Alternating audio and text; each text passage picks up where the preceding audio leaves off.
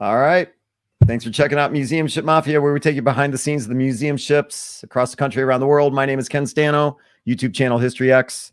Thanks for joining us tonight. And it's another live crossover broadcast. We got 3 YouTube channels: History X, Buffalo Naval Park, USS Slater, and hopefully visitors from the Museum Ships Facebook group. If you're from the Museum Ships Facebook group, put a comment there. We'd love to hear from you.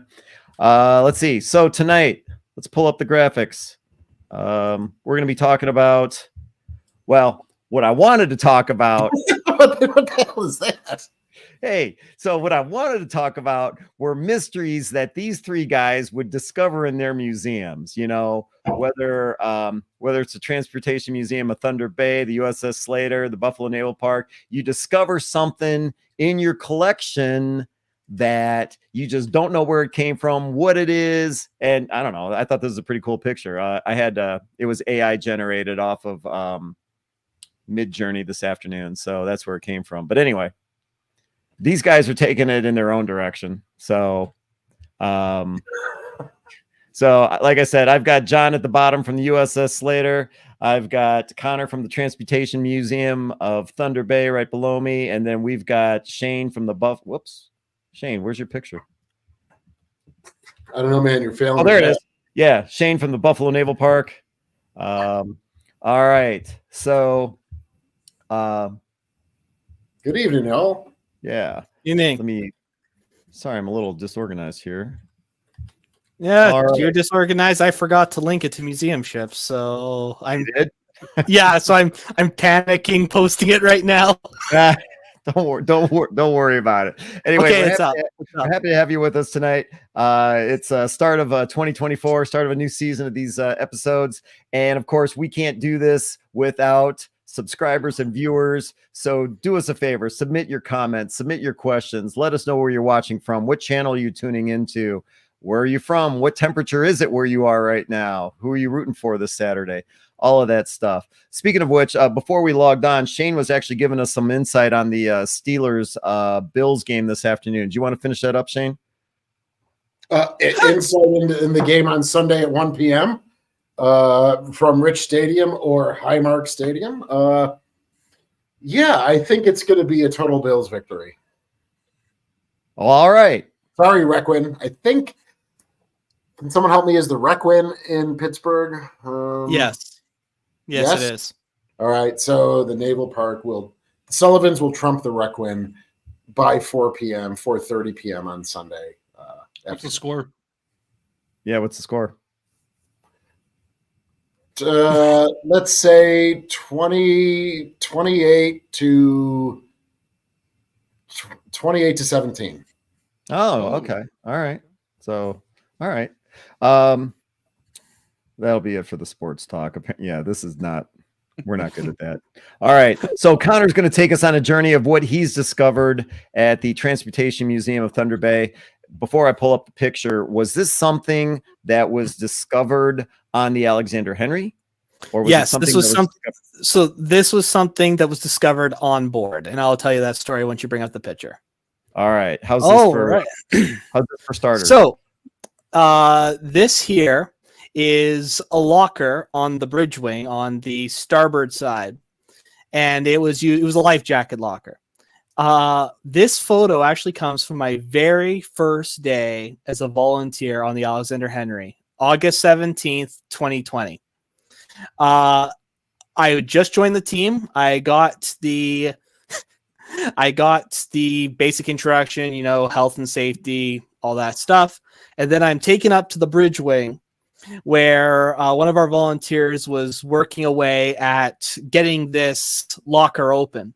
And we get it open, and it is filled with lifeboat rations, just filled with them. This is actually after we scooped most of them out, but it was filled. And these lifeboat rations dated, one of them had a date of 1984. Well, hold on a second here. Let me back you up real quick. Yeah. So this is your first day as a volunteer. Yes. So this was when I was a scraper and a painter. I wasn't in the role I'm in now. And you and somebody else are prying this door open, so you don't really know what's inside. Basically, been painted and rusted, and it was just we did not know. We were opening it up. We were figuring out what it is. See, now that's what I'm talking about. See that? Yeah. See that? That's great. All right. So it's almost like a Shane's going to be the only one that knows what I'm talking about when I say this, but it's almost like a Geraldo in Chicago. Capone's vault. You don't know what's behind it, and so they're prying this thing open, and then you find what? Well, I find lifeboat rations, and there are other photos as well that are closer up to one of them. But are you talking about this? Yeah, there's one. I think I took one of the back too. God. But yep. Yeah, look at this picture. It says Coast Guard, 7 Oceans standard emergency rations for lifeboats. So from what I was able to tell, from what little research I've done since then, is these would be put in a waterproof box and left in the lifeboat during the summer. But what was it doing? What was it doing in a lifeboat? Not lifeboat, but in a life jacket locker. And because these are from 84, Henry was retired in 85. So these were probably from her last supply. Well, and that means they potentially have been sitting in that locker for over 30 years at that time. So that just made me go, and we kept about 5 or I think about 10 of them actually in the end. But yeah, we just found these. It was crazy. And to this day, I'm still not sure why were they put there, who put them there, and then And then lastly, how is it that in 30 years that it was a hotel / bed and breakfast / museum in Kingston, did no one find these, seemingly, unless they did know and we just don't know about it. So okay, first of all, it makes sense why they're there, right? Okay, they're there for in the case, you guys have to launch lifeboats, the ships. Yeah, they're a little far away though from the lifeboats. Oh, really? So you're saying they were in a locker on the bridge wing on starboard side? Yeah. Now is that locker mounted to the deck, or is that itself not? No, the locker is mounted to the deck. It was basically a place where they could keep life jackets and signal flags. Okay, so that's supposed to be there. Yeah. The contents. Yeah, maybe they just tossed them over the side right into the lifeboats. Yeah, maybe. Like Eric says, okay, you threw a bunch of these away, but you had to have tried one. No, I did not actually.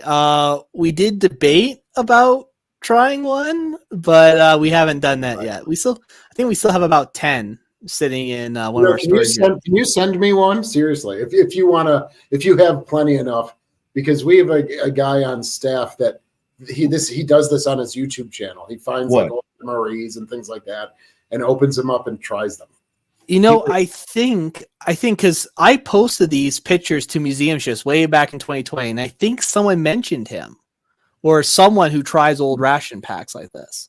Yeah. And just comment that Jack guy. Yeah, that's interesting. The company is still in business. Huh. Oh, good. I was going to ask that question if you looked, but Hoist the Jack is right on it. So did you look that up too, Connor? Did you look it up to see if they're still around? Ooh, can you blow that up? I want to read that.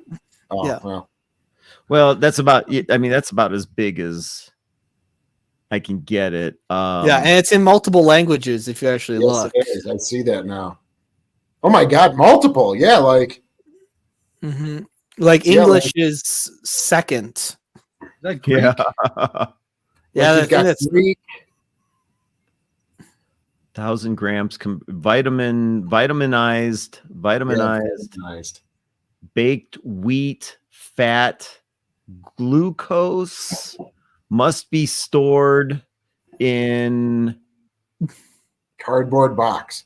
Is that what that's supposed to be? Cardboard box? Yeah. Cardboard box. Well, I'll tell you, it's not been stored in a cardboard box. It was stored in a metal box, and now it's being stored in a wooden box. So,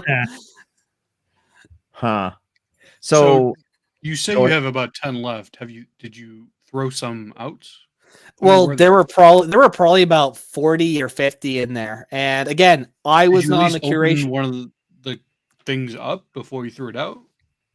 To my knowledge, they haven't been opened. Gotta remember, this was literally my first day. I had no say in what the guys did at the time. So we kept a few, pretty much because we want to do something like that at some point, but I'm not sure where the rest went. So I haven't even opened up the other one because there's a second locker on the port side.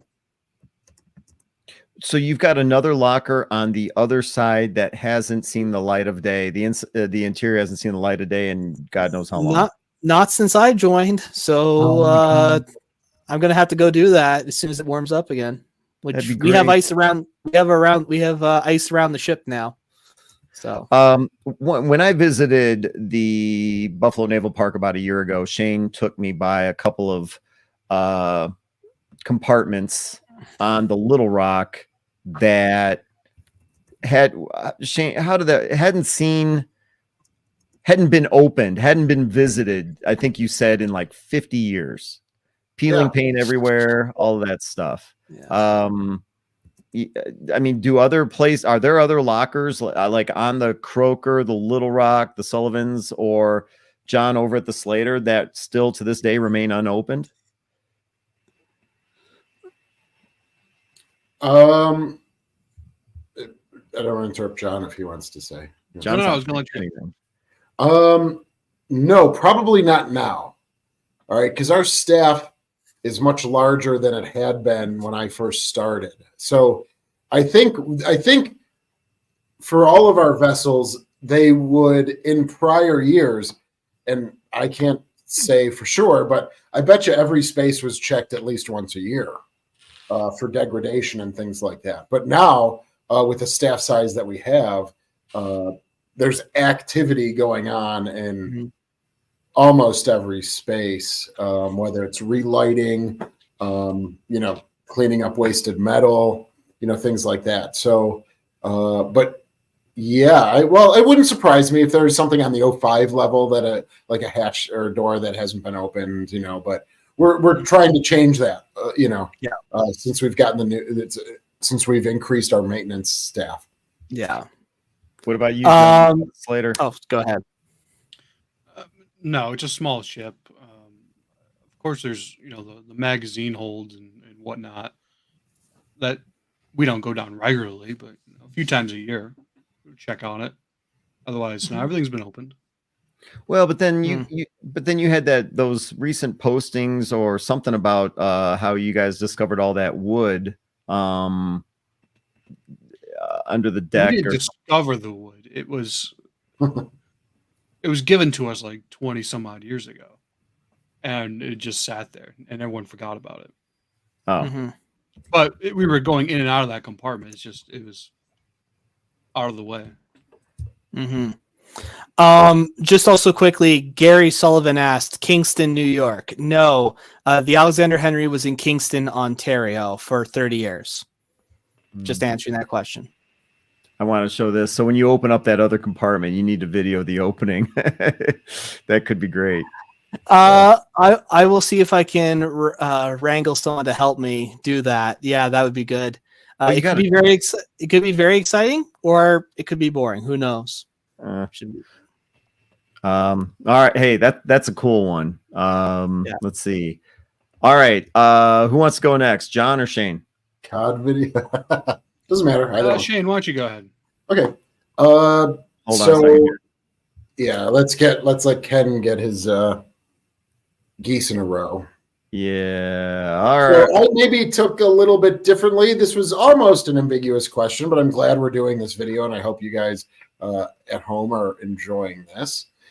So my mystery collection is, why do we have it? Now I know what it is, but I don't know why we have it. There's no provenance. There's no accession record. There's no donor record. But we have a really large collection, probably the collection of this gentleman, Admiral DeWitt Clinton Ramsey. All right, if anyone knows him, he was born in Arizona in 1888, I think. He was the graduating class of 1908 from the Naval Academy. He commanded the Saratoga during the battles of Guadalcanal and the Philippines. So he was an aircraft captain. And then he eventually rose to Commander-in-Chief, U.S. Pacific Fleet. And so he's not a guy you read about, of course. Everyone just reads about Halsey and Spruance and things like that. And like the task force commanders, but probably as a ship commander, he obviously was very instrumental in the war against Japan in the Pacific. And we practically have what appears to be his whole collection. This, the two photos of him, I think the prior photo that Ken just showed is probably might be him retiring as Commander-in-Chief, U.S. Pacific Fleet, U.S. Pacific Forces, I should say. Any idea what ship they're on there? No, but I want to do a little more research into that. There's a whole collection of photos in an envelope. This is one of them. None of it was described or labeled, but going down the. I love the camera crew in the background on the turret. Yeah. It kind of looks like a cruiser to me. Yeah, but it's an earlier cruiser, right? Like an earlier one. I'm just because you can see behind him that looks like what looks like a 5-inch mount or like part of it, one of the square mounts, and the gun barrels, they're not battleship caliber; those are cruiser guns. I mean, could this be an aircraft carrier? If he was an aircraft carrier commander, well, that's what Lego History Sam's saying. It's like, could it be an? Yeah, I just assumed it was. I mean, look at how far away he is from the island, right? Look at how much more depth there is. Steel though. Yeah, that. Yeah. That doesn't look right. Des Moines. I will look at the. I will look more into this because there are more photos of this event, of the ceremony. So Connor is correct. What did he say? Early. Connor was saying that might be a cruiser. Yeah. Okay. Yeah, I just don't know, and I'll do a little more research into that, and I'll see if I can actually find out if this is his retirement ceremony, and he's disembarking for the last time. All right. Now hold on a second here, Shane. All right. So these photos are already fascinating. This kind of reminds me of some of the photos that Buzz brought on for the last episode about the cast and young, because you can get so much. First of all, John points out the camera crew up there, and I didn't notice that, but that I think is fascinating in and of itself. But then there's 3 people above, the gun. Okay. 3 or 4. And then Hoist Jack says, not a carrier. They did not have the Spot 1 gun director. What is a Spot 1 gun director? The only thing that I can imagine, and I don't know much about aircraft carriers, but the only thing I can imagine, and he should answer, Hoist should, but I mean, Spot 1, is that instead of saying like mounts or something, like Spot 1 gun director? So we see the gun director on the top, and again, I have to blow this picture up. Sorry. Yeah, but so is that the gun Mark director? 34 gun director? It's a what? It's a Mark 34 gun director, right underneath the antenna dish. Yeah, and you can kind of. Is that the one where you can kind of see that black rod thing going through? No. If you see the round dish, yes, right. Yes. Go right down, and you'll see this long hot dog looking thing. Yeah. All right, that is the top of the Mark 34 gun director, which to me, if I'm, we have one on the Little Rock, so that controls the 6-inch. That is the gun director for the 6-inch. Okay. So. No, not that. I don't know if there's comments coming because I blew up. Yeah. I'm comparing it to U.S. cruisers of various types, and I'm trying to find one that kind of matches. I've excluded Baltimore's because they have a 5-inch mount above their 6-inch mount on the stern. I'm assuming this is the stern. Yeah, it's I'll but also there might be some visual information to the left of Admiral Clinton, DeWitt Clinton Ramsey. Mm-hmm. That that box looking structure. Maybe that looks like a gun tub or something. A searchlight tub, maybe, or something like a shield. So well, this is great. I mean, this is this is. But again, I just grabbed the picture. I don't think there's any descriptions on the back. But again, there seems to be some interest. So I'll get out the whole collection. There might be 25, 30 photographs. Of 8.5 by 11. And, well, you know what kind of surprises me. I mean, I'm obviously an amateur when it comes to this, but as soon as we put the picture up, everyone keys in on different parts of the photo, and I find that kind of thing fascinating. Again, just like the episode that we had New Year's Eve with Buzz and all the photos he had of the Cassin Young during World War II. We're all like picking these things apart. And Shane, you've done episodes in the past, like the mess deck episode about the Little Rock. There was a lot of detective work that went into those photos as well. And that was about like 2 months ago. But I thought that was fascinating. So I get a big kick out of this stuff. Yeah. And I mean, Hoist is saying the right stuff. It's like the double mast, that if there's a double mast, it's not a carrier. Yeah. So, I'm sorry. I wish I gave Ken more pictures of this series. Maybe from in a different perspective, of course. I mean, this is probably the one photo that we can't see the whole length and breadth of the ship or something. So maybe there's more, maybe there's not, maybe there's dignitary photos. And so everything would be in the background. But if there's other photos, I will, maybe I'll do a video about it, because there seems to be some interest in this. It's nice. Or at least a few people have an interest in it. Well, if you pose it from the aspect of, hey, we're trying to figure this stuff out, I'll bet you get all kinds of responses. Yeah, I would think so too. So maybe I would do my own research as well. I would do some ship profile images and things like that. And but maybe, but we'll see. I'll play around with it. Yeah, that's the thing with live. It's like how I can't really give a response now, other than I'll just play around with it, I guess. As for the photos, do you want did you email them to me in a certain order, or did you? No, probably not. Okay.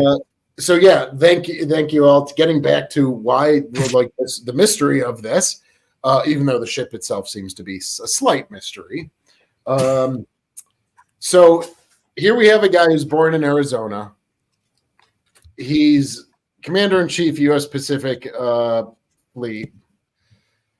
He retires in 1949, and there's that silver box that I gave, I think you. Yeah. Hold on a second here. Not that one. No. Yeah, there it is. So this was given by his staff after he when he retired in 49, I believe it was, and it's engraved. You can't really read it, but it's engraved from the crew, the men of the U.S. Pacific Fleet. And I want to remind everybody, this is in the Buffalo Naval Parks collection. These just aren't pictures. This is all stuff that you have in your possession, and you do not know why. Correct, and that's the mystery. Now, if you go back one. Okay, hold on a second. Just a question. What was his name again? It is Admiral DeWitt Clinton Ramsey. Yeah, Clinton Ramsey. So this book, I mean, the book is, probably 3 inches thick, and it's filled with his memorabilia from the Naval Academy. And you can see it was like his graduation book that he would have gotten in 1908. Then in 1912, that he has his invitation from the mayor of New York City to have dinner and smoke with him. So one invitation was for dinner, an identical invitation was for smokes, which I found really interesting. I actually should have put. Is this the one? Is this the dinner? Yeah, this is the dinner one. Dinner at the Hotel Astor. Yeah. Holy crap. But then the other one, same size, came in the same envelope, was instead of saying at dinner or for dinner, it says for smokes. Really? So I find that pretty, cool. And then if you keep going on the photos, we have like a personal photo album of his and his wife Juanita's. Her name was Juanita. And they both died in the 60s, 61 for him, 66 for her. We know these are in our collections. There's I wouldn't say hundreds of items, but I would say maybe 100 items or so, 110 items. Now, if you saw his admiral's flag, we have his full admiral 4-star flag that's made out of silk. You saw that photograph, everyone did. There it is. The question is, why the hell does the Buffalo Naval Park have this really, look at it. He was Naval Aviator 45 in 1917. I mean, that is astounding. Wow. I mean, that's amazing. I mean, because by the time you get to World War II, the Naval Aviator numbers are like 4,500, 5,000, right? So he was extremely early on, went down to Pensacola, probably after his dinner with the mayor of New York in 1912, sometime around there, graduates in or is awarded Naval Aviator 45 and 17, and then just continues his career. And then he's commanding the USS Saratoga at Guadalcanal and the Philippines, and then becomes commander-in-chief, and then retires in 49, and then still does work with the Navy as a I don't know, as a private contractor or something, I think. And then he passes away in Philadelphia. Probably if he was working at the Naval Yard, at the Navy Hospital, he passes away in 1961.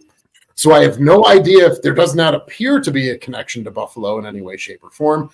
Of course, the name DeWitt Clinton, he was the mayor or the governor of New York that really pushed the Erie Canal. But what's in a name, right? Like, that's your name, and it probably has no ties to New York other than his family liked the Erie Canal or something. I don't know, but and I'm not trying to be disrespectful, but like it doesn't seem to be any tie to New York State at all. So I just don't know how we ended up with it. I mean, did a family member settle here or something? Well, help me out and kind of help us understand how this works at the Buffalo Naval Park. Are all of these items stored together, for example, in a box? These items, are stored in, I think it's across 2.5 boxes, maybe. Okay. So they're in some kind of storage room in a box.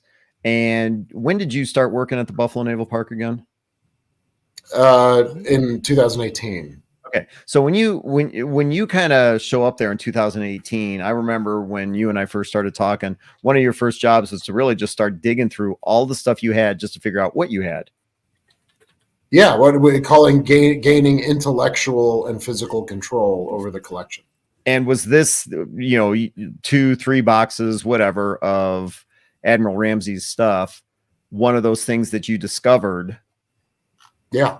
And then kind of had to figure out, all right, who is this guy? And then at that time there was so many things that I was trying to process and arrange and describe and gain control over, that I just did a very minimal first level processing. I created a basic finding aid. I did a box list of everything that's in the box. I just read everything, and I said box 51 has Admiral Ramsey's flag. It has his scrapbook. It has his silver box that was given and then I just put the box, put the lid on and go on to the next box. I just needed to get a handle of what everything was. So second level processing is what I'd love to do with this collection now, which is to actually review it and then begin organizing things on a second level. We're putting photographs together, putting his scrapbook over here, putting his graduation book over here, doing something with the flag and preserving the flag's in great condition and it's silk. But that's not the right place for it in a box. So, the second level processing will begin merging all the different media type. We also have his records. I just didn't take pictures of those because I thought these would be more interesting for people to see. So I want to process the collection now that I know that we have it and I know where it is, right? So your big question is, why does the Buffalo Naval Park have it? Do you think that there is a museum better suited than the Buffalo Naval Park to have it? I do not know that right now. I don't know. I mean, I would actually think if he was born in Arizona, one of the things that I could do is call the universities there to see if they would want the collection. I can't remember where he was born. All of this came on super quick, but it was like Fort something in Arizona. I don't know if it was an actual fort, if that's the name of the town that he was born in. Someone can do a Wikipedia and then put it in the comments, probably. Yeah, but it kind of makes me think like I would probably, if I chose to deaccession it out of the collection, I would more than likely call universities in Arizona to say, hey, here's a native-born son. Collection worked his way up in the Navy through World War II. Would you want this collection? So you're not just going to throw it away? Oh God! Oh my word! Oh my word! Ken, why did you ask that? That was good. Mhm. I appreciate that. That was good. All right. Yeah, you know, maybe I'll burn the flag. You know, his Not like you threw the stuff away from Hoist the Jack. Easy. Yeah, oh, sorry. That was okay. Fort Whipple. There it is, Teresa. Thank you so very much. Fort Whipple, Arizona. Now, I don't know what that is. I don't know if that's a real fort. I don't know if it's a small town. I don't know. But it started as a fort. It became a town. Okay, great. I mean, maybe I would talk to Fort Whipple Historical Society, right? But this collection is probably big enough for a university, meaning it's important enough. The information, information inherent to the collection is probably pretty researchable, I would think, and should be made available to users. I could choose to keep it. Right. Well, what do you think about the notion that, all right, so he passes away, all of his effects, like the flag, that silver box, and let me pull that up here real quick, are all part of his effects after he passes away. What do you guys, I think this applies to all three of you, but what about the notion that, all right, if a nephew, grandson, whatever, decides to donate this to somebody and they decide, it's like, you know what, I want the Buffalo Naval Park to have this. And of course, this is before your time. You don't know why that would be.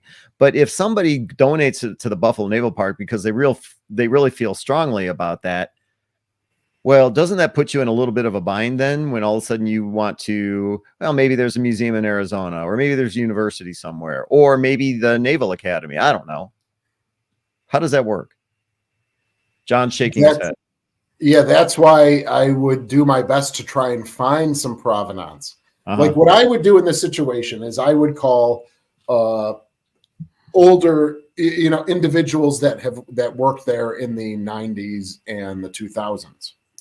And I would say, hey, I found this collection. Does this ring a bell? Do you have any remembrance of someone from the Ramsey family donating Admiral Ramsey's personal effects? They might say, oh, that rings a bell, and that might just give me enough of a kernel to begin searching in earnest. I would not give it to a university or Fort Whipple, Arizona, just like right now, just without doing the research. Because you're right, someone may have given this by choice to us, more than just, oh, you're here and I'm going to give it to you.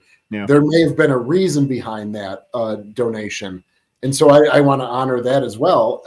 I just can't answer it either way. So what about, as Teresa asked here, what about loaning it out? Oh, I would not want to be a loaning agency, I don't think. No. If they came to me and said, this is a collection that I need to get out there. John's been doing wonderful work digitizing things. This is something that I would digitize or make available to people. And then once the word starts spreading through the community, the research and user community, then I would say, then maybe someone would come to me and said, hey, we would like the flag. And then I would consider it. But I wouldn't actively search for loaning it out. I would let someone, once it dissipates throughout the research or user community, then I would I would consider loaning it if someone asked me. Check out Matt's question here. Maybe something in the National Academy. Oh, that's a great thought. Yeah, thanks, Matt. Yeah, that they probably would pretty much appreciate that. I'll look into that. Being number, what was he, 45? Yeah, well, I was just going to pull that up. Yeah, that's just astounding. Yeah. Naval Aviator number 45.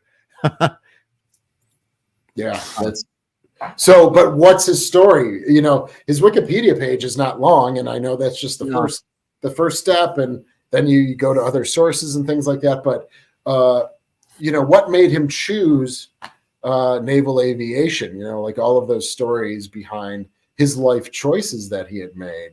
Yeah, is pretty interesting, and to me, I think. But yeah, I'm not familiar with that aviation museum, so I will look it up and see like their collection policy and so yeah, the mystery. That's the mystery, everyone. We don't need to beat it more than that. The beautiful mystery, collection. Just don't know why. the mystery of why the Buffalo Naval Park has the effects of Admiral Ramsey. Pretty good. That was a good one, Shane. Thanks, guys. Any other questions before we move on to John and his mystery? Going back to Ken, your question earlier, in terms of what to do with this type of item, it all depends on the institution and your collections policy. What types of items are you collecting? So at the Slater, one of the main reasons we do this is because we're small. We don't have storage space. We only collect things that have to do with destroyer escorts. Which makes sense. Yeah. We don't just collect any military items. So like if someone approached us with that collection that had like an amazing connection to the Slaters, that, hey, you know, I've been a long time volunteer, blah, blah, blah. I want to donate this stuff to you.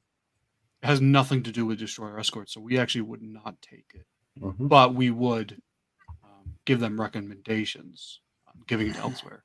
Now, if you have something like this, say 20 years ago, a past curator or collections manager had actually accessioned it into your collection, but it doesn't fit your museum's mission or your collection's policy, you could de-accession everything.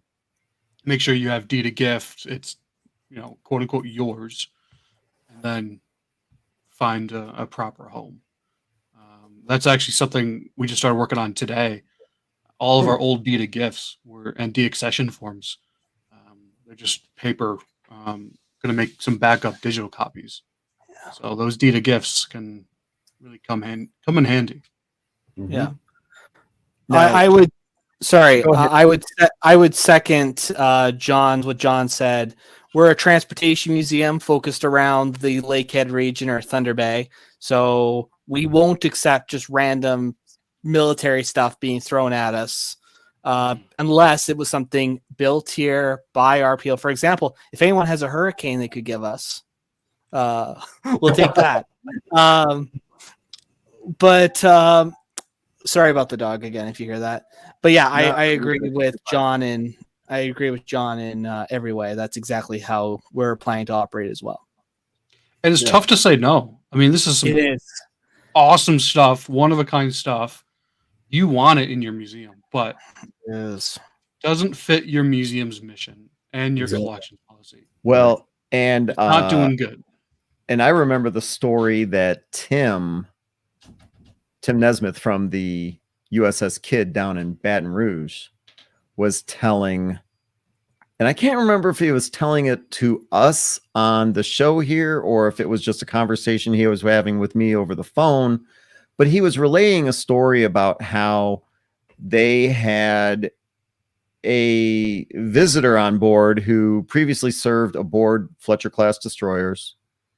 Can't recall if it was during World War II, but regardless, he was on a Fletcher class destroyer, and he said, "Hey, and I brought a bunch of stuff for you, boxes of paperwork and everything like that." And Tim got excited, you know, manuals, you know, whatever. It's like, oh, this is, you know, stuff. So he opens it up, and unfortunately, what was in the box were computer printouts of manuals. What's that? We have a ton of that stuff. Well, I mean, so basically this guy Googled it, right, printed it out and brought it to him. And Tim basically, to your point, said, "I'm sorry, we can't we can't take. If it was original, that's a different story. But if it's something that I can just literally look up, Google, print out, it's something that can't take up space in our collection, because to your point, there's limited shelf space, there's limited storage space, there's just limited space, period.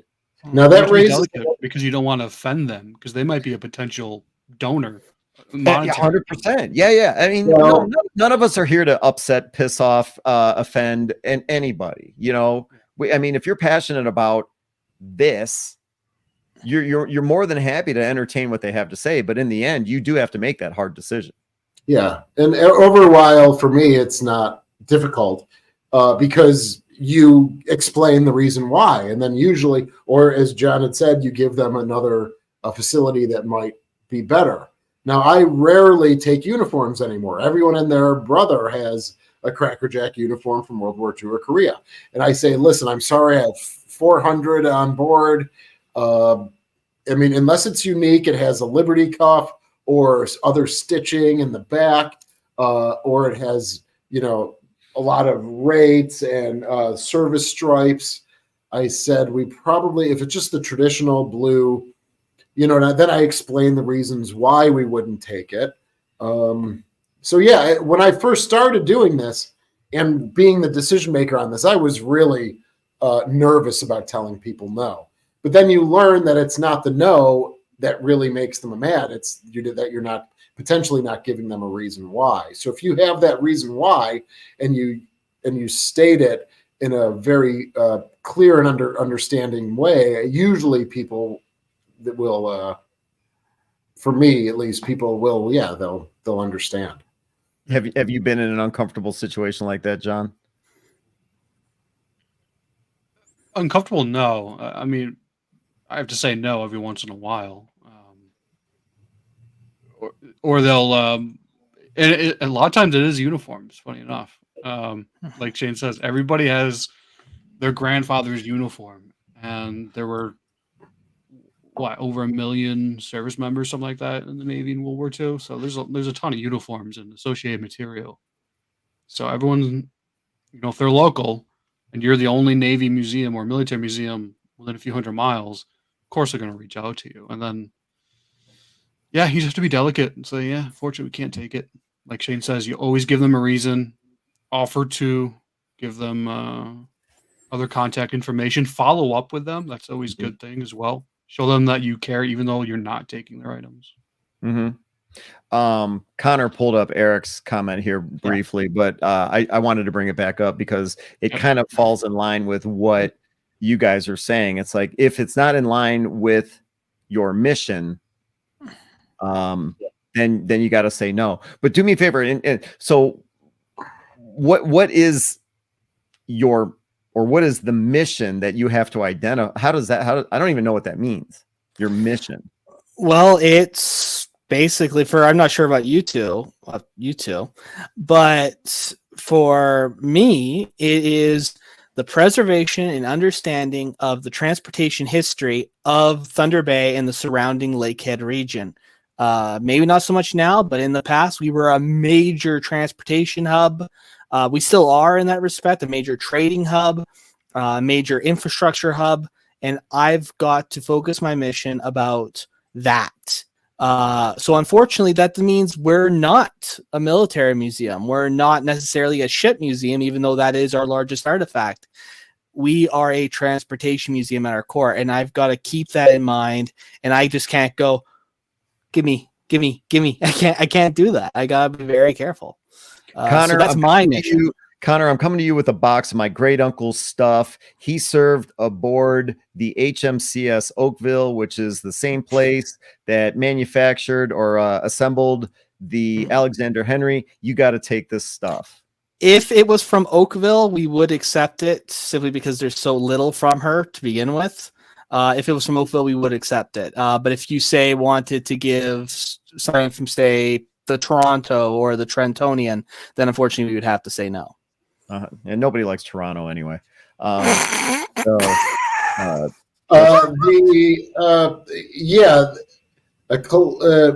collection policy enhances your museum because it allows you to tell stories that follows the mission of your museum. Mhm. And so we did not, we were talking collection policy, John and Connor we did not have a collection policy before I started. And I made it, we are going to be collecting only things from our 3 ships, or only things from Western New York veterans, a verified Western New York veteran. And then what you're doing is, in an ideal world, the artifacts then enhance an exhibit. Sorry. Connor's dying. He muted his mic. All right, go ahead. So you want to build an exhibit that follows your mission or your vision statement, then you need artifacts from that community to then be able to tell that story. And so when you're collecting everything, you can't really do that, because you have all this stuff to sift through before you find what you're actually looking for. So if your collection policy is honed in, it's principled, and you can stick to it, now that then supplements the museum or the larger artifact like the ships in a storytelling way, without it being muddied by, we'll accept anything within a 700-mile radius, no matter what it is. Before we move on to John, I thought this was an interesting thought, talking about Admiral Ramsey. Where was it? Teresa. JV Leisure. Look at that. Yeah. Okay. Teresa asked this question. It's not. I don't think it's the Juno. No. No, that's not a. Okay, well, here, if it's not the Juno in the background, what if Ramsey had a connection to the Juno? Oh, that's what I think it is. I don't think she's saying it's the ship. I'm saying because he was the commander of the Saratoga, the night battle at Guadalcanal. We would have to verify his actual dates if he was commander on November 13th, 1942, if he was the captain of the Saratoga. Yeah, is there a connection to the Sullivan family? Is there a connection to the Little Rock? No, there wouldn't be that. Croker? No, there wouldn't be that. So, I mean, I'm going to do my best. I'm going to make some phone calls to people that might know. I mean, maybe this was just donated in 2010, and then there would be people with institutional memory to say, oh, yeah, that was a big deal, and so I remember it. Like the daughter, his daughter, granddaughter, grandson came in, and they presented the flag, and, so I might do a little digging. I have a much larger collection that I need to process soon, which I'm really looking forward to. But this will, get its due, and then if it fits in some way, I'll probably keep it. Viewers and subscribers and everything, you guys don't have access to behind the scenes, as we're talking before we go live, but John has demanded that we end the episode at 9 p.m. So I have not demanded that. No, he did demand it. Yes, he did. Yeah, he did demand, no doubt about it. Connor, back us up. I just don't want to go until 10 o'clock. Let's see. So for Hoist, I think that might be his retirement ceremony for Hoist. Again, none of those photos in that envelope, the 8.5 by 11 folder, had any description on them that I could see real quickly when I looked through. So I am imagining it is his retirement ceremony from Commander-in-Chief, U.S. Pacific Fleet. Okay. For those of you that just tuning in, we're doing an episode tonight where I asked these guys to pull out mystery items from their collection, and Connor gave me a few photos that we posted about some items that he found in a locker that hadn't been opened in 30, 40 years. I don't know. Yeah. And then 35 years. Shane hit us with the collection of Admiral Ramsey, a lot of items that he had, personal effects of his. So they're easily identifiable. But the mystery is, why is it in the possession of the Buffalo Naval Park? Which I think is a fascinating question, and would definitely like to learn more about that. But now we're moving on to John. So, John, what's your mystery item? So it was a mystery item. It's no longer a mystery item. Well, I guess maybe a little bit. It's a photograph. Ooh. Okay. Okay. Let's see here.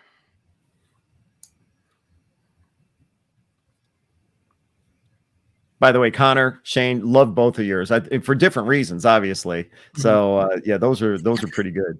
Yeah, good. Wish Connor would have actually tried the ration though. Well, again, send one to me if you can. And what is this? oh yeah, you've shared this photo before, I think. What the heck is happening to its stern? Okay. What? So, for those of you who are subscribed to our monthly newsletter, it's free, by the way. That's where I read it. Go on our website under publication, Slater Signal, as it's called. For many, many years, we've had this photograph of an unknown destroyer escort, a damaged destroyer escort, part of a large collection. And no one knew the identity. And it wasn't, and then, this inscription that someone wrote on: inspection of a destroyer escort for surface rust, 1946, 1947. That's all we knew. And it was filed away, and we thought about it every once in a while. When I say we, I say Tim, our director. A couple weeks ago, the son of a destroyer escort veteran who served aboard the USS Bright, DE 747, sent us some information, and he had a printed out and scanned copy of a newspaper article from Oregon, and this picture. Sorry, John. Did you say from where? I didn't hear. Oregon. Oh, thank you. This picture was in it, and This exact picture that you're posting right here. Sweet. yes, I'm gonna share the other picture. Should be. So it's very bad quality. I apologize. That's it, no doubt about it. It's a newspaper article printed on paper and then scanned again. So it's horrible. Yeah. But here we have. Apologize for the language in the description, but this is supposedly showing the USS Bright coming into Oregon for repairs, and has the crew members' names standing here. And if you look up their names on the muster rolls, you'll see that most of these guys left the ship August, September, October, November of 1945. So the other, that doesn't work. So the other post was wrong. The other post was wrong. Oh, you mean that inscription across the photo was? Yeah, because it says 46, 46. So it was thought this photograph was showing a destroyer escort at Green Cove Springs, Florida, where they laid up a lot of the ships after the war. It's where the Slater was laid up. Turns out it's not true. So this is the Bright, USS Bright. Stop me if it gets too boring, because I will go off on tangent. No. Keep going. So the Bright, typical service during World War II, goes to the Pacific, doing escort duty, anti-submarine duty, blah, blah, blah. On May 13th, she's off Okinawa when two planes are spotted in the distance, roughly 8 miles away. One plane goes behind an island. They lose track of it. So they turn their guns, all of their guns minus their 20 millimeters, to the second target, which is about 8 miles away. And they're just watching it. And then all of a sudden, their radar picks up the first plane, now only 3 miles away, coming towards them on the port side. So they send out the identify friend or foe signal. And there's also a friendly plane in the area too. So the signal hits that friendly plane, comes back very strong. So they know it's a friendly guy. But then the signal hits the other plane and comes back extremely weak, signifying this is probably not a friendly aircraft. And 3 miles away, a plane coming at you a few hundred miles an hour, you don't have long. So they start turning all of their guns back to the port side. Of course, it's a cannon class destroyer escort like the Slater, so 3-inch guns. There's no gun director for the 3-inch gun, so it's all manual train and pointing. So it takes a while. The 3-inch guns don't actually turn around in time. The 40 millimeters do, and of course the 20 millimeters there. And it would be kamikaze. He's aiming for their engineering spaces, below the waterline, disable the ship, potentially sink it. And the kamikaze comes in, and the guns are blazing away. And in this photograph, behind them is the gun tub for the 2 aft 20 millimeter mounts. And they're blazing away, and the 40 millimeter and the 20s riddle the plane. It bursts into flames. The port wing of the plane is sheared off. He's already like less than 1,000 yards away, continues going. And the remnants of the plane clips their depth charge racks. The smoke generator, right where these guys are standing, plunges into the sea right behind them, literally feet, and a 500-pound bomb explodes. And the result is this damage to the transom. That's after steering. It's opened up to the seas, fires, they start flooding. Miraculously, nobody was killed. There were 2 guys in there. It was general quarters. They were already at general quarters before this happened. They were not killed. They were severely injured. They rushed in there. They climbed in through holes, basically where that guy's kneeling, where depth charge rack was, and it's also a hole that was opened up from the explosion. They were able to drag one guy out. They dragged another guy out through the emergency escape hatch. Brought him to the wardroom, did surgery on him. They lived for decades after. But the ship survives. She doesn't sink. Turns out 2 feet under the waterline, perfect condition. The rudders were jammed hard left, so the Bright just went in circles for about an hour. Eventually tugged back into port for repairs. And at this point in the war, all of our ships are getting blown up by the kamikaze. So the shipyard deems the Bright not an urgent need for repairs. So they tell them it's going to be about 200 days based on our current wait list.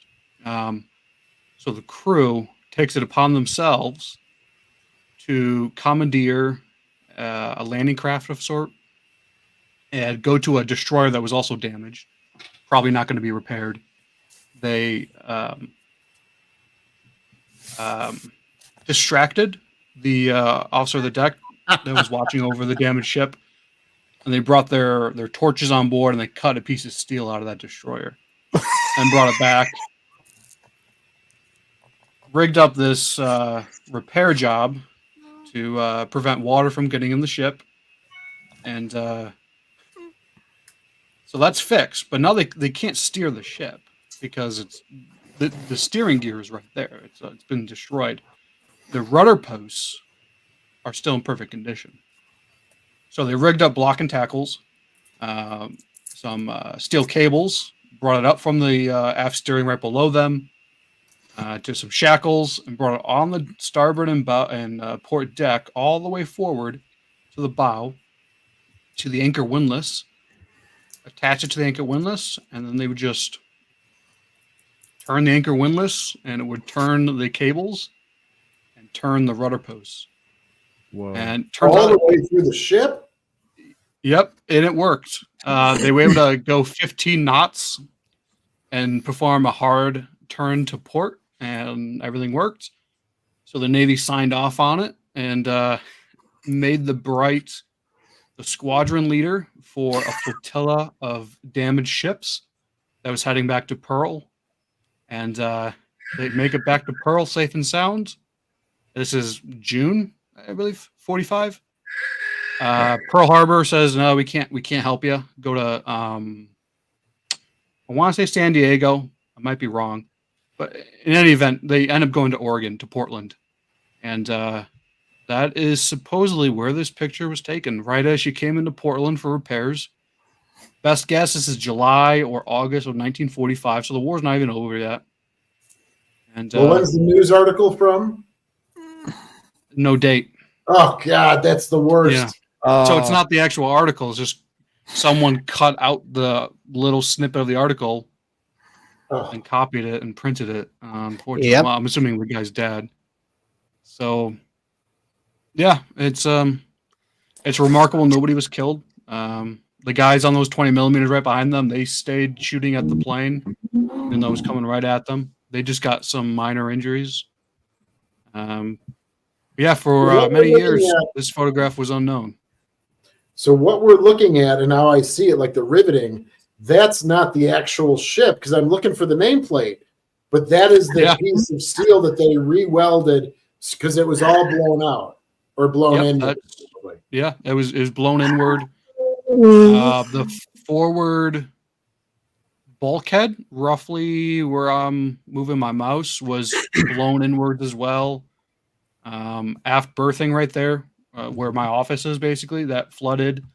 The 40 millimeter magazine right down there, that flooded. It was tough. Wow.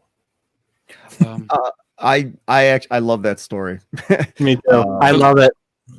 Yeah. So this will be a more detailed write-up will be in our quarterly newsletter, which is coming out shortly. If you want one of those, you have to become a member. But you said it was free to become a member, right? So our monthly newsletter is free. Yeah. Slater Signals. It's also available on our website. It's up there right now. But it's just a very couple paragraphs I wrote about it. If you want a much more detailed account, you got to become a member. Oh, a member of the museum. Oh, okay. Yeah. Yes. What I love, in the back. USSR. USSR. What? So I'm assuming they were also repairing Russian ships. Yeah, that's a Russian freighter or something, right? No, I think it's just the wall that they painted USSR. Or maybe it's a ship. Maybe that's the bow. Like I think Shane might be onto something. Here, because if you look to the left, go under USSR, follow the waterline. Isn't that a propeller or a rudder sticking out? Propeller sticking out of the water to the left. Keep going to the left, right there. Yeah. Possibly, kind of looks like it. Or like a rudder gap. I don't know. Huh. I don't know. This does actually. Now that I look at this, does kind of look like a bow here. Yeah. And then I love the fact that one photo you posted was like, okay, yeah, 1946 to 47. And then that guy, remind us, so that guy contacts you about that newspaper article out of Oregon. And yeah, so actually the reason he contacted us in the first place was the collections website that we're building. We didn't have anything from the Bright on the website because we don't have anything from the Bright at the museum, really. So he's like, can I send you some stuff? Scan it, send it back to me, and then you could put it up on the website? I said, sure. And this was one of the photographs. His dad was not on the ship when the kamikaze happened. His dad left in February of 45, I believe. And this was May of 45, the attack happened. Hey, two things that I'd like to mention. Obviously, you have scanned this photo, or someone has scanned this photo at extremely high res to be able to go into the background and see the USSR and the freighter or whatever it is.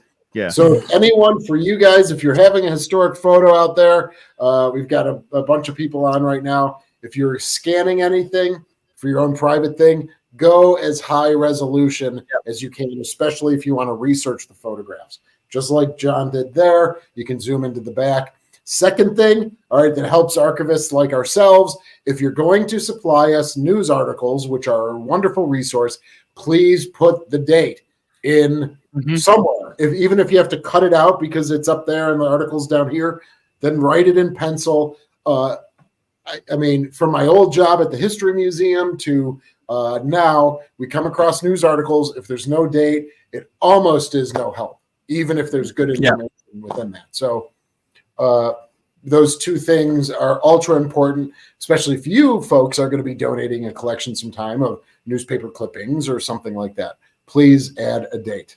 I should clarify as well. This is not a physical photograph we have. This is a digital photograph. Okay. Frank Haggard is the green. I don't want to say he's I don't know if he's the official historian, but he studies the Green Cove Springs, Florida fleet. He's been doing that for decades. So he had years ago, he'd sent us a bunch of scans of photographs of destroyer escorts at Green Cove Springs, Florida. And I guess he had assumed that this was Green Cove Springs, Florida. But I believe it's July or August of 1945 in Portland. Can you do me a favor and pull up the newspaper article? Sure. And can you zoom in on it too? I'd like to. I mean, is there stuff you don't want to read in it? I'd love to hear the caption, but if you summarized it, that's great too. Yeah. I mean, there is, they do use the derogatory term for Japanese. Oh. Which I mean, I don't have a problem with. That was the way things were. That that's historically accurate stuff. So I don't have a problem with it. I don't know why it's not working. You. But what I want, when you pull up that newspaper article, I want you to. Here we go. So do me a favor, pan down. So yeah, I'm curious about that. Yeah. Oh, so yeah, there's a whole another. There's a guy from the Bright. He wrote an entire multi-page article about the attack, but he focused on them. It's titled "Jury Rigging," of how they got the steering working. He wrote an article about that. But when they came into Portland, the captain, Lieutenant Commander McMahon, asked him to paint a 4-leaf clover on the stack because he has determined the ship is lucky. He told him 18 inches wide, and he's like, "Nah." I ended up painting it a little bit bigger. When they came into Portland, apparently news had gotten back to America about the Bright surviving the hit and coming into Portland, and people were on the bridges and on the shores throwing, glitter and streamers and whatnot and sharing them. Cool story. I'll tell you, when I saw that part, I instantly thought, "Oh no, was the Sullivans the one they took the medal from?" Yeah. Is this a picture of interest too? But yeah. Is this a picture of them looking disapprovingly as they weld a piece out of the hull or cut a piece? I mean, that's almost like a crane on the forward part of the stack. That almost looks like a crane mount or something, right? Like that with the lightning holes coming off of it. Yeah. That was all pretty good stuff. Great story. Yeah. All three of them for many different reasons. So trying to solve a mystery, about a photo. Of course, Connor trying to solve the mystery of why rations were on the Alexander Henry for so long. Hold on, I want to pull that picture up again. Yeah, that's great. And then Shane, why do we have this in our collections mystery? The silk flag right there for Admiral Ramsey. All good stuff. So if you can figure out where, like, what ships that flag flew over, that would be. That would be an ideal way to use this collection and to research that. I took a quick glance at the hoist end. I don't see any writing or anything on it. But again, remember, folks, this was just my first level processing when I started. I just went through every box and just identified things. Now I'm going to re-engage, and maybe something will appear, as it often does in the collection itself will give me my answer. But we'll see. Well, all right, let's wrap this up. So we're going to start with Shane. What's going on with the Buffalo Naval Park right now? Oh, guys, well, yeah, sure. We're in our off season, of course, and so we're kind of mapping out the next year. All right, in terms of events, certainly there's a lot of focus on the Sullivans now. We've been hearing ship after ship getting ready to go to dry dock, and there's been a lot of good, positive internal conversations about what we need to be doing. The money keeps, the despair, the the what's the word, disparity, I guess, between what we currently have and what we'll need seems to be growing. But we have a plan in place, and it's dry dock or bust for us. So we're working on that. All of us, a little portion of our week is dedicated to doing work for that. My big thing is we today got the collections from the association, the now folded association, the U.S. Navy Cruiser Sailors Association. We received their records. So that's something that I'm very proud of, and I want to process that. So we received the shipment from Oregon, which is where they were, where their headquarters were. I think at about their height, the U.S. Navy Cruiser Sailors Association had probably about 4,000, 5,000 members. So as of right now, it is 2 full file cabinets, and then there are probably 24 3-ring binders of photographs, which I'm really excited about. Maybe 24. Now it's all really shrink wrapped, with that real tight shrink wrapping. So for the travel from Oregon. So I got into one box, and it's those big 3-ring binders, and there's hundreds of photos in each of those binders, and there may be a total of 24 binders. So I'm really excited, and also tangentially very excited, because now that gives us, we are the home of their quarterly newsletter, every edition, to my knowledge, from 1992 through the year 2013. So I'm working with them about restrictions. Certainly there might be restrictions on their board of directors reports for 10 years or 15 years, and I've asked them to clarify that with me. But those quarterly newsletters, every single one for a span of 31 years or so, I can make available for researchers, users, people interested in cruisers, because each newsletter had boatloads of articles about specific cruisers and just general cruisers and people's stories of their time.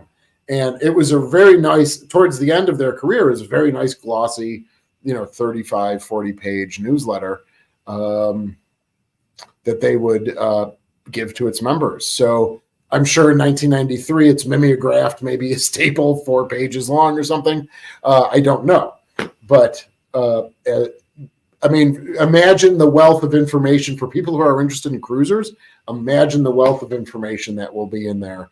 And so I got to get them out there. I got to digitize them, get them out there, and make them available to people who have an interest, if they're not restricted, which I don't think the newsletters would be off the top. So that's what's up with me. I'm super pumped. Well, that's pretty cool. So basically what you're saying, when you said they're sending over 2 filing cabinets, or they sent over 2 file cabinets I was wondering what's so great about having the records of this group. Well, then you're saying all these binders, all these files, they're filled with photos. There could be 24 binders of photographs, and you know how big 3-ring binders are. You can go 4 inches thick, and then just the association newsletters is just, that is the win right there. And then you have board of director reports, inter-office correspondence, which the creators would still potentially need access to. Even though they're now considered inactive records, they would probably still need it. But those can be made available to people. What if there was a discussion that they wanted to do something? I won't even use the Salem, but they wanted to participate in something with the Little Rock. All right, that might be in their board of director reports, and then we would be able to read that report of how they were going to interface with the Little Rock in terms of maybe helping out with a repair or something like that. So that's why that's really valuable information. And if someone's writing a book, these resources, or whatever, articles, these resources are. So I just need to find out the restricted status of some of those records that they will impose on. Very exciting. It's astounding. that we were able to. I was able to secure that because maybe they could have gone anywhere. They could have been thrown out. I'll be quiet, but I'm very excited. Well, that's very cool, and that stuff just arrived this week. Today. Oh, today! Wow, Yeah. Congratulations! All right. Oh, I know that excitement. Yeah. Shane Stevenson, curator of the Buffalo and Erie County Naval and Military Park. I always encourage everyone to check out their YouTube channel. Search for Buffalo Naval Park in the search bar, and it'll come right up. You can also become a member of the Buffalo Naval Park's YouTube channel. Connor's got also their website, buffalonavalpark.org. So definitely check out their content on YouTube and their website. And if you're interested in donating, you can definitely do that through their website, buffalonavalpark.org. All right, moving on to John Epp, USS Slater. Do you have ice on the water right now? We don't. We had 6 inches of snow Saturday into Sunday. Currently, it's nice green grass. Okay. We had some rain and whatnot. Are you in your office during the winter, or do you go somewhere else? Yeah, I'm in my office. Yeah. Is it warm in your office? I got a space heater. Okay. Yeah. Let it run for 24 hours. It gets nice. Though your feet being on the cold steel deck, you feel that. Yep. Yeah. So going ons at the museum. We're still in the process of working on the bulkhead replacement in the wardroom. I think they are fitting the new porthole previous couple days. That's going to take a while to finish that repair. You've been following us on Facebook. The hold under our aft berthing, under 202. It was a magazine formerly. Now it's storage. That is in the process of being emptied out, scraped and repainted. They're about a quarter of the way done, I'd say, with one of the compartments. For me, we've emptied out the collection storage magazine in the aft part of the ship to rephotograph things, update records, things like that. Make everything a little more accessible for us. Keep getting distracted today. We got our old microfilm reader running again. So I've been looking at microfilm all day. Excellent. I wish you could digitize it, but that costs a lot of money. But so far, nothing really cool that we found on that. But yeah, that's probably it. Are you talking about like a microfiche reader? Microfiche? No, microfilm. We do have a microfiche reader. Yeah. Microfilm reader. Yeah. Okay, so microfiche are singular sheets that have like pages, left to right and columns and rows. Microfilms are on a roll that you put into a machine and it spins and you go left to right and it's almost like turning the pages. And ours is actually digitized, so you can move it to the sheet and then it will take a photograph of it. You just rotate it a little bit more, you take a photograph. So microfiche is the things that blows up and it's all on one sheet of film. Yep. Okay. Where microfilm is on a roll. Got it. Our reader was probably second, third, or fourth hand to us, anyways. It's old, so it doesn't work all that well, but it gets the job done. Most of the microfilm that I've looked at so far just muster rolls from the 40s, which have already been digitized about 10 years ago by Ancestry. But it looks like we might have some muster rolls from the 50s and 60s. And those have not been digitized by anyone to my knowledge. So nice.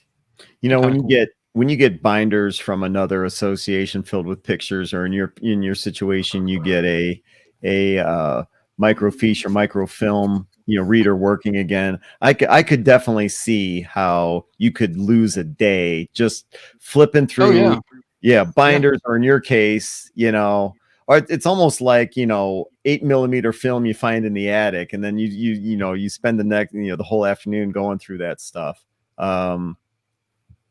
What a job. That's why we're in it. There's nothing more exciting to me than getting like a collection like this and knowing there's things waiting for you. And you don't yet know, but you're ready to dive in. There's really no better feeling. Do you bother wearing the white gloves? Is that necessary? So my understanding, it's a general change in attitude towards those gloves in the museum field and archives. They get dirty. Nowadays, nitrate. Is it nitrate? No, not nitrate. Nitrate film? No, gloves. Nitrile. Oh, nitrile. gloves. Yeah, nitrile gloves. Yeah. Disposable. The cotton gloves get dirty. Yeah. Yeah. When I was at the History Museum, we had about 20 pair, and then we would each take them home every 3 days and throw them in a washer and bring them back and re-put them together or whatever. I think it's mostly good for photographs, right? If you're you don't actually use, like, contrary to what you see in movies, if you're going to be turning a page of a book, you actually don't wear gloves because you could stick with the page, or you don't have that sort of tactile feel to turn a page appropriately without a style or something like a pencil or something like that, or nothing that would mark up. But yeah, I would still say they should be used for photographs. Especially original one-of-a-kind photographs that you'd find in an archive. But for paper, they don't need to be used for paper. No. Got it. Okay. But I don't know, John or Connor, if you have anything else to say. No, it's generally just the gloves for photographs. Yeah, white as long white as your gloves your for fingers photographs. and hands are clean. Yep. You're good for everything. Gotcha. Let's see. So to check out the USS Slater's YouTube channel, search for USS Slater in the search bar, or check out their website, ussslater.org. And you'll see all kinds of stuff about what they got going on. I haven't said it in a while, but when it comes to these guys' YouTube channel, one of the simplest yet most effective ways to throw your support behind what they do is to watch their content, check out their videos. If you haven't become a subscriber to the USS Slater, the Buffalo Naval Park, definitely click subscribe. It helps them go. It goes a long way to building their following. And they're already at the point where they can monetize, but views brings money to these museums. So watch their videos, watch them more than once, check out what they have going on. And in the case of the Buffalo Naval Park, consider becoming a member. Is it still $5? Oh boy, you're putting me on the spot about something. A member to a YouTube channel? Yeah. I didn't know if you meant a membership to the park itself. No. Membership to the is $5 a month. Yes. Yeah, I think it is. So definitely check out what they have going on their YouTube channels. Hey, we just got Tim Nesmith on. He's the Never Wolf or whatever it is.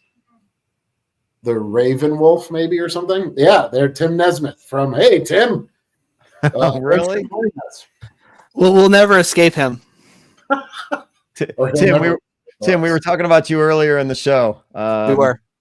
Yeah. Good things. Yeah. Good to have you on. All good things. Yeah. Let's see. All right. And then moving on to Connor at the Transportation Museum of Thunder Bay, also one of the administrators for the Museum Ships Facebook group. Connor Kilgore out of Thunder Bay, Ontario. What's going on at the Alexander Henry? Oh, I mean, there's no snow on the deck. The chairs are still out. Nice. I wish this was how it was. No, the snow has arrived in force. We had probably about 2.5 to maybe 3 feet of snow hit us in the last 3 days. So I'm very sore. A lot of shoveling. So how we've been doing recently, our organization is basically in the quiet time where we're not frantically getting the ship open and attending to guests every day. So we're taking time to catch up. We're working on grants at the moment. That's a big thing that some of our team is working on. I myself, update the picture. You know what? Rob has a point. That for the next episode, make sure you email. I'll send you an updated one. From this, from this Yeah. perspective. Yeah, this photo is from probably 2020, 2021. The bow hasn't been fully painted then. So anyway, back to it. We've been doing that. On the topic of curation stuff, I've been finally working through digitizing our photo collection. I did 2 collections this last week, and I've got an absolutely fantastic collection that I'm working on with the help of one of our volunteers. And like you said, Shane, scan them in the highest quality you can. And I say this almost more than almost any other artifact. Get these things digitized because photos do not last forever. I just did a collection a couple days ago that was from 1913 from our area about the dredging of the Kaministiquia River, which is to the south of our city. And these photos were falling apart, even in the most delicate environment. Like before we even got them out of the sleeves, they were old because they had spent 100 years in an unheated attic, from what I was told. So, and you could tell, and they're still there's like I'll send some photos to Ken for next episode, but they're such high detail photos, and I just think to myself, if we'd waited like a year longer, these photos might not be there at all. So it's like, but yeah, so that's the thing I'm working on. We're working on the possibility of new displays for next year, as well as potentially new attractions, but I can't go necessarily into that just yet. And then lastly, our gift store is getting a renovation, and our website is getting a renovation. So that will be up and running, hopefully within the next couple of weeks. And we'll have new merch that should be quite exciting. Excellent. Connor Kilgore, that's all I have to say. Oh, that's good. Connor Kilgore, Transportation Museum of Thunder Bay. Check out their website, www.tmtb. Good job, Connor, pulling that up. tmtb.ca. Although I will stress the moment though, the website is down for maintenance. Okay, got it. So if you do want to check us, just look up the Transportation Museum of Thunder Bay on Facebook or Instagram. That's where we are right now. And for those of you that don't know, Connor is also one of the administrators of the Museum Ships Facebook group. So check out, if you're on Facebook, search for Museum Ships. They've got, what is it like now? 80,000 followers. I mean, it just keeps growing. Really? Yeah. We're not that big, I don't think. I thought you were. But I'm not sure. I'll need to check. It's up likes to follower ratios, different stuff. And you have what, like 4 moderators? We have 5 moderators, but one just almost never takes any actions. But yeah, we do have 5 at the moment. And it's been good. It's a little quieter right now on the site because it is winter. All the North American guys, for the most part, have gone and settled in for the season. But yeah, we're always seeing multiple posts a day talking about museum ships across the planet, everywhere from the farthest reaches. We had one from Japan recently, a lot of United States, Canada, Europe. There was even an African one posted very recently. So feel free, if you have Facebook, and even if you only have Facebook to like follow your grandparents, I would highly recommend joining the Museum Ships Facebook group. You will learn so much. It's a fantastic experience. Yeah, I think there was a post recently about some museum ship somewhere looking for 2 twin 3-inch 50s. I think that was a post that recently came up. Okay. Wow, we're only at 60. I apologize. Okay. It wasn't no 80. worries. 60. Yeah, but that's still impressive. Yeah. So we got. How do we capture more of those folks from the Facebook page into our Museum Ship Mafia channel? Connor and I, we put a lot of work into trying to send this live stream out to the Museum Ships Facebook group. And at the time, StreamYard, which for those of you folks that don't know, StreamYard is the platform we use for this video podcast. And when was that, Connor? Was that like February, March? I can't remember. That was March of last year. We should probably try it again. They may have gotten those bugs worked out. Yeah. And it would be great to have more people from that group involved because, well, that's what they're interested in. Yes. Yeah. So that would be one way we could do. Yeah, Connor, we should try and tackle that some afternoon. Yeah, I'll talk. Is there a way of? Do you guys even embed a post saying, "Hey, check out Museum Ship Mafia tonight at 8 p.m. Eastern"? Connor does. Yeah, it's up right now. I forgot to put before we went live though. So it's just a link to the stream this time. Gotcha. Next time. Ken, do you mind if I share my screen real quick? No, go ahead. Want to give a shout out to our Coast Guard buddies. They were tied up to us last night because where they're based out of floods really easily, and I guess their mooring system isn't all that great. Mm-hmm. So the Coast Guard cutter wire tied up to us last night. And, oh yeah, and they helped us out this morning before they left by tightening our mooring lines. Very nice. So, oh, that's nice. Yeah. There, Tim had to get in there too. Oh, is that Tim right there? Okay. So wait a second. Why were they tied up to you last night? So they're based out of Socrates, and I guess where they're located when the river rises. So we had rain plus all the snow melting. Their parking lot would flood, and I guess where they tie up, they would actually get pushed into the parking lot if it floods. I guess. So they need someone to tie up to that goes up and down with the river. So they usually come up to us. And, do that. That's pretty cool.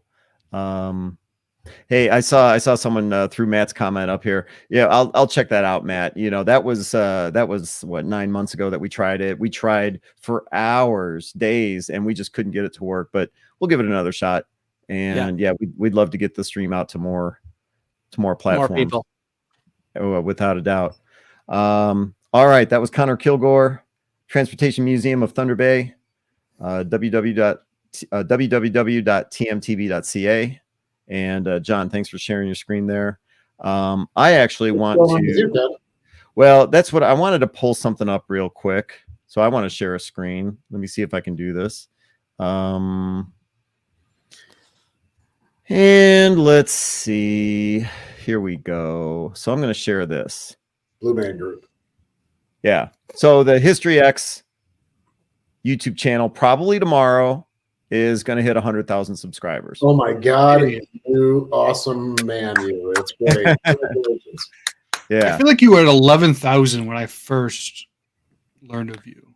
I don't know how long that was. Yeah, that's possible. Yeah. So I don't normally on this video podcast, I usually don't say much about History X just because I want to make it all about, you know, what you guys do. But I bring this up because like I said, probably tomorrow, if not tomorrow, let's see, what are we at? 99,400, almost 99,500 subscribers. So if not tomorrow, then on Friday, it will hit 100,000. And I bring this up just because I want to say thanks to everyone that watches, everyone that has subscribed, everyone that comments. You know, it's fantastic. I think, you know, over 40, you know, like 42 million views. Oh and God. It's just fantastic to have that kind of.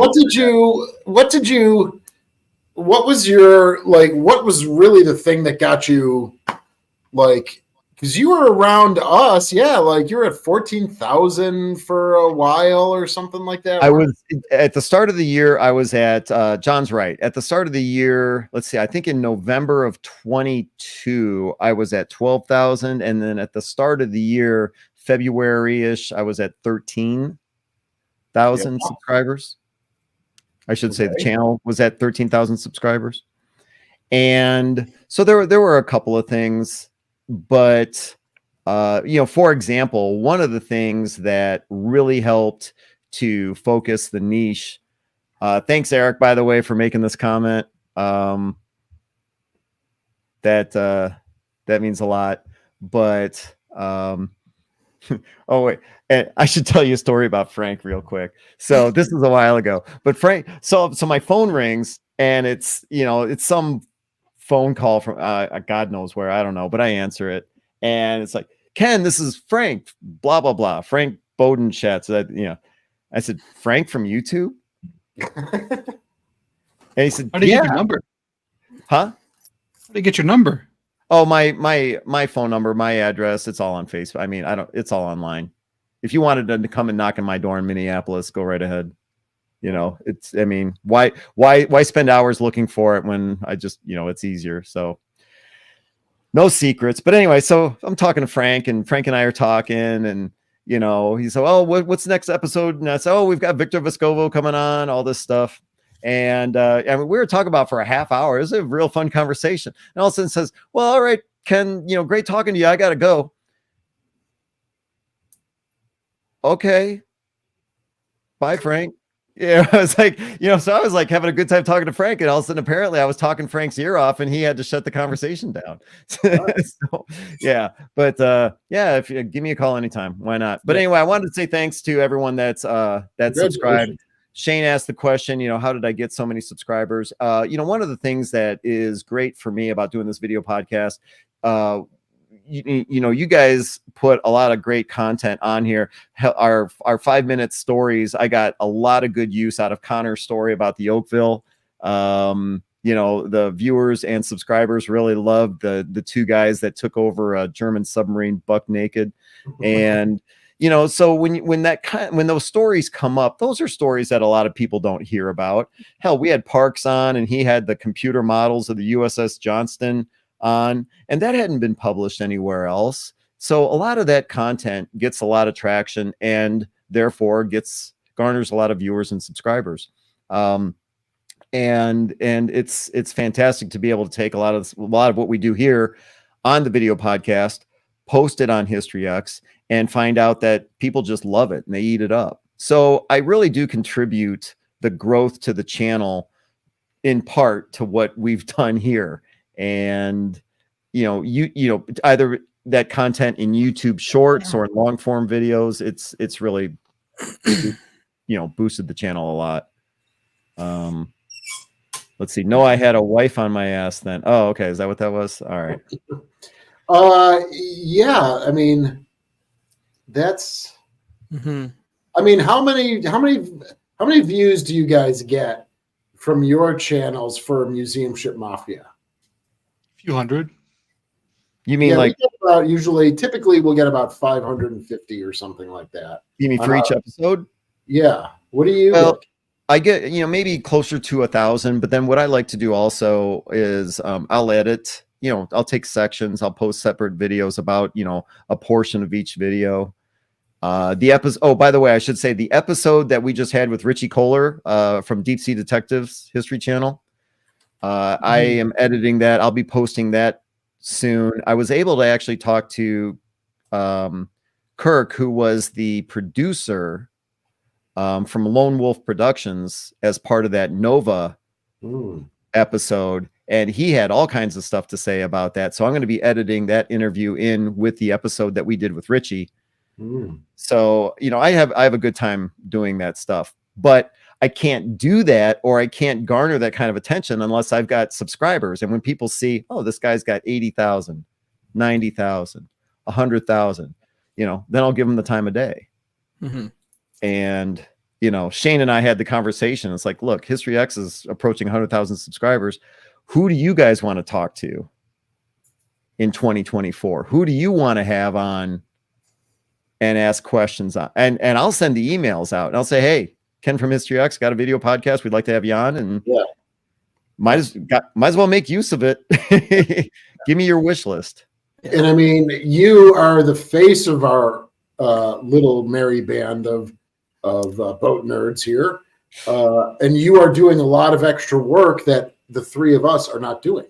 Yeah, you are editing, you are manipulating it and moving the data onto for Spotify or Audacity. So yeah, you do a lot of work. Yeah, you're not good with heights though. No.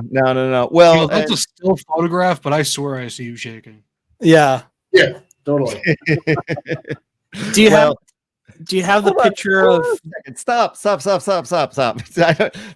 I don't need you roasting me right now. But I was pulling up. What the heck was I? Where the heck was it? Oh, here it is. Here it is. So, so we did this episode, the 5-minute stories, which I thought were great. I mentioned that a few moments ago about Connor's story about the Oakville. John did a story about the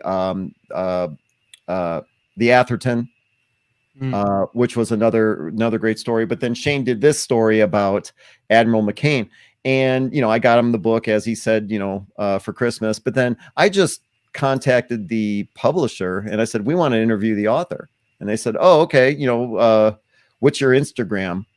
The Instagram, History X Instagram, that only has like 12,000 followers. But, to say 100,000 for the YouTube channel, now the author is like, sure. Right. Yeah, let me know when.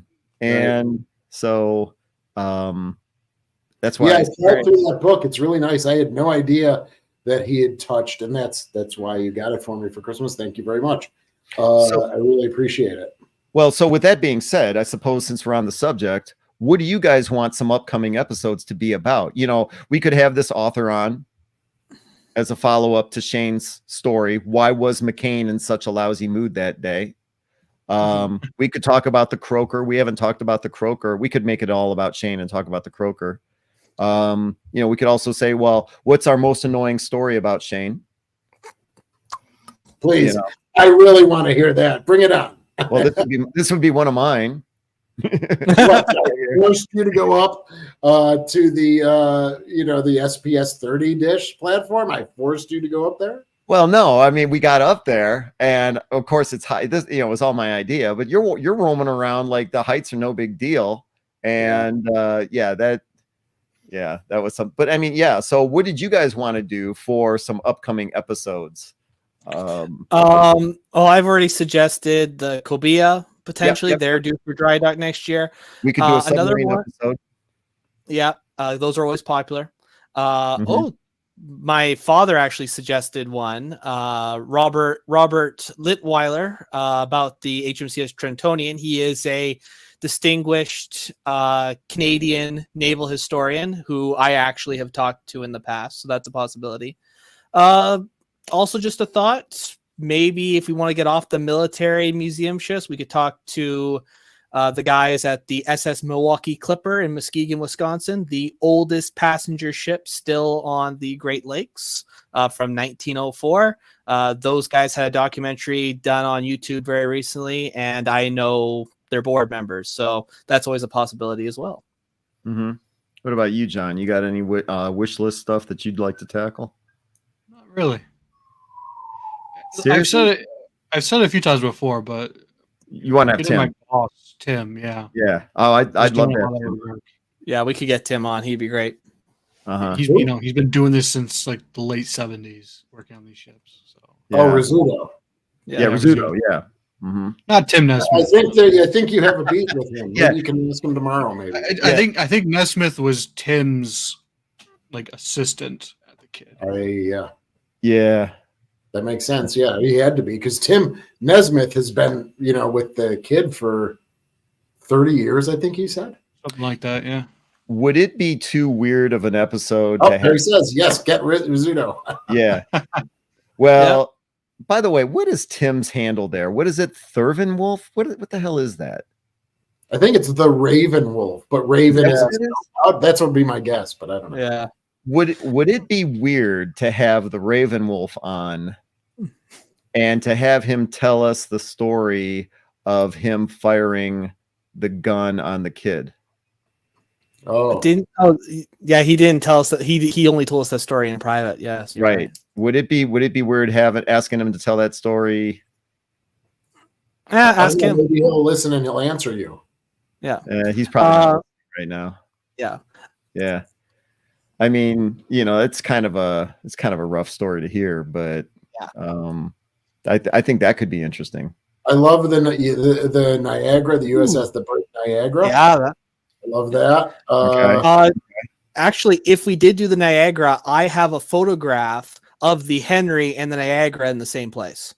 Nice. Just saying. So we'll put that photograph up for 5 seconds. That's great. Thanks, Connor. Basically. I'm just saying. So I have material there. Yeah, we should. One of my 29 and 29 for YouTube is talking about Erie, and then I think we spoke about this last time because you guys knew exactly what the ship was, but the Oliver Hazard Perry that they are looking to try and get in Erie. So that we would talked be, about this last they're week. separate organizations, but that is an interesting tie-in, and I don't know. We'll see how successful they are with that. But the Brig Niagara absolutely would be really a good one. I think we got some stuff to think about then. I can reach out, but yeah, I mean, people are giving us. How about the SS United States? At last year's HINZA, do you remember, John, the nuclear cruise liner that gave the presentation? Yeah, the SS. I'm blanking on his name. Nuclear cruise liner. But what was the name of the ship? Even I can't even remember. Savannah? It's in Baltimore. The former Savannah. nuclear, the Savannah. Yeah. Yeah. Is it the SS Savannah? Yep. NS I Savannah. mean, that was like, yeah. There you go. Matt says the Savannah. I fell in love with that from their presentation. Yeah, that was a really He's a great presenter. He was Yes, amazing. he's great. Yeah. I had a good talk with him. I mean, there's a nuclear cruise liner. Well, it's not a cruise liner. It was a cargo ship with cruise liner elements. Yeah, which makes it even cooler. So it was like a cargo ship that you'd see like on the lake, like a lake freighter, but then on the top it had a pool and a dining room and staterooms for like, high-end passengers. It's so interesting. There's your next video. I got to Yeah, hear they're- about this. They're I got to trying hear. to figure out what to do with it. What's that? Yes, that's right. Really? Huh. I mean, I bet you John has all of the contacts through Shanna, probably like a contact list of who was there. I don't know if we got one. Sometimes we do get like all of the people who were at the HINZA conference, Mhm. but maybe we should reach out to them. That would be because I've never heard of it. I've never heard of it, Yeah, and I Savannah is love a very the idea of the Niagara. Yeah. That would be just because Lake Erie. And then I like Connor's idea about the what was the oldest passenger? A Milwaukee Clipper. Yeah. Yeah, I could get in touch with Brock. He'd be And able to get on. the cobia, that would be another. Well, so yeah, there's our episodes for the next half a year.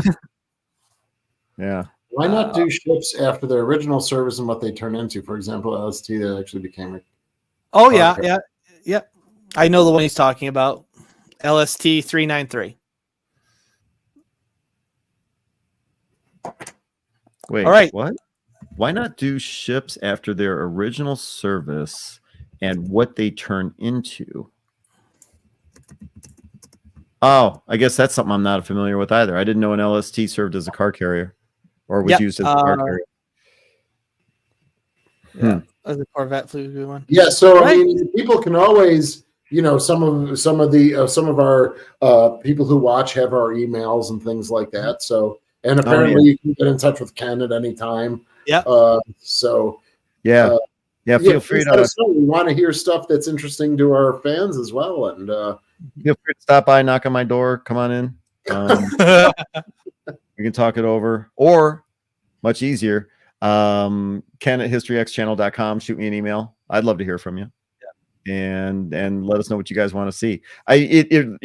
We really do in some cases, like today, make this up or make these decisions just a day or two in advance, and which is what happened this week, and it turned out great. Other episodes, they take a month or two to put get into place. I'm sending out emails, they're emailing me back, who the hell are you, and then I've got to explain what we do, and so that takes a lot of time, but it's worth it.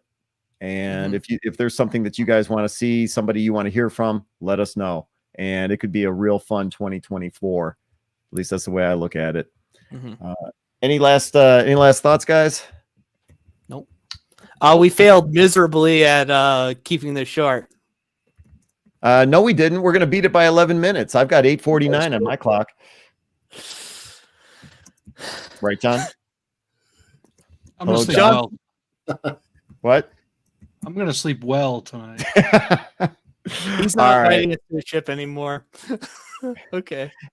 Thank you everyone for watching tonight. It's it's always a lot of fun. We did just do an episode a couple of weeks ago, New Year's Eve, so we weren't even sure if we're going to do this tonight, or what am I saying, a week and a half ago. But I'm glad we did. It was a lot of fun. It was first of all fun to hear about what these guys had mystery wise for us to consider, and then to talk about what's coming up for 2024. So fantastic stuff. Anything else that you guys want to add before we sign off? Nope. All right. Fantastic. My name's Ken Stano, YouTube channel, HistoryX, historyxchannel.com. Check us out. Otherwise, for John, Shane, and Connor from the Museum Ship Mafia, thanks for checking us out tonight. Everyone have a great evening. Great night.